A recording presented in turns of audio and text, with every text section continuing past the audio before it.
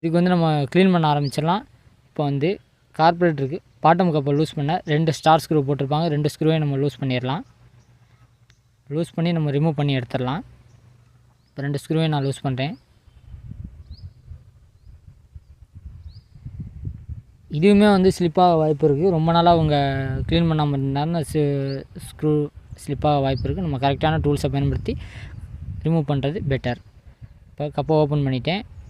Already paste போட்டிருப்பாங்கன்னு நினைக்கிறேன். கொஞ்சம் ஒட்டி இருக்க மாதிரி இருக்குது. உள்ள பெட்ரோலை பார்த்தாச்சு. நெக்ஸ்ட்டு வந்து இதுதான் வந்து இப்போ வந்து சின்னமாக இருக்குது பைலட் ஜெட். இப்போ நான் கலட்டுறது வந்து பைலட் ஜெட். இந்த பைலட் ஜெட்டை வந்து நம்ம லூஸ் பண்ணி எடுத்துடலாம். ஏன்னா எல்லா ஜெட்டையுமே நம்ம வந்து ஓப்பன் பண்ணி தான் நம்ம க்ளீன் பண்ணோம்னா தான் அதோட பர்ஃபார்மன்ஸ் கரெக்டாக இருக்கும். ஏன்னா அது ரொம்ப நைஸான ஹோல்ஸ் தான் இருக்கும் எல்லாத்துலேயுமே. அதை நம்ம வந்து கலட்டி தான் க்ளீன் பண்ணுற மாதிரி இருக்கும்.